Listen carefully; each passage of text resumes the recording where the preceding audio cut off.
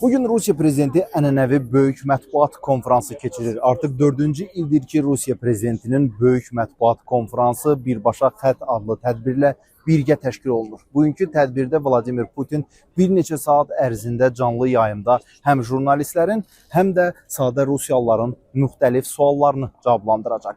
Rusiya prezidenti bugün Moskva vaxtı ilə saat 12-də Kreml yaxınlığında yerləşən Qastinli Dvorda hazırda olduğumuz bu məkanda 2025-ci ilin yekunlarına belə desək yekun vuracaq. Bir qədər Vladimir Putinin böyük mətbuat konfransının tarixindən danışmaq istərdim. Belə ki, 2001-ci ildən bəri Rusiya prezidenti və baş naziri vəzifələrini tutan Putin demək olar ki, hər il vətəndaşlarla birbaşa xətt və böyük mətbuat konfransları keçirib. Putin indiyə kimi 19 dəfə canlı yayımda vətəndaşların, 17 dəfə isə yerli və xarici medianın suallarını cavablandırıb. 2020-ci ildən isə Rusiya prezidentinin bu iki böyük tədbirinin birləşdirilməsi qərarı alınıb. Təcrübə uğurlu olduğu üçün 2023-cü ildən bu tədbir Vladimir Putin ilə ilin yekunları adlandırılır. Rusiya prezidentinin ilin yekunları ilə bağlı tədbirinə medianın akreditasiyasına gəldikdə isə artıq pandemiya dövründən etibarən Putinin böyük mətbuat konfranslarında iştirak qaydaları dəyişib. Belə ki, pandemiyaya qədər Kremlin saytında mətbuat konfransı ilə bağlı elan yerləşdirilir və rəsmi qeydiyyat olan yerli və xarici kimlər, o cümlədən Rusiya Xarici İşlər Nazirliyinin akreditasiya kartı olan xarici media nümayəndələri böyük mətbuat konfransında iştirak etmək üçün sərbəst müraciət edə bilirdilər.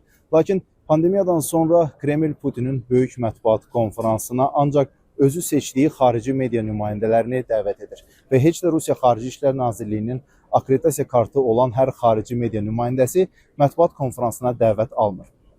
Böyük mətbuat konfransı və birbaşa xəttlə bağlı məhdudiyyətlərdən danışarkən qeyd etmək lazımdır ki, koronavirus pandemiyasından sonra tədbirə hələ də yalnız COVID-19 və qrip üçün mənfi PCR testi olan media nümayəndələri buraxılırlar. Tədbirdən bir gün öncə Rusiya Prezident Administrasiyasının binasında PCR testi qəbulu məntəqələri təşkil olunur.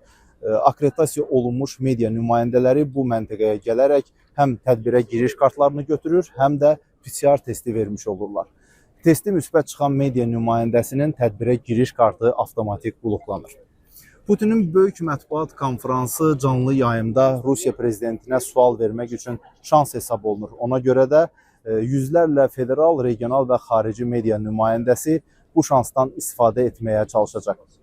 Aydındır ki, bugünkü mətbuat konfransında Rusiya prezidentindən soruşulacaq əsas mövzular Ukrayna münaqişəsinin sülh yolu ilə nizamlanması, ABŞ prezidenti Donald Trumpın sülh planı, Vaşinqtonun Kiyev və Avropa ilə apardığı danışıqlardan sonra Trumpın sülh planına mümkün dəyişikliklər, Ukraynaya təhlükəsizlik zəmanətləri və digər mövzular olacaq.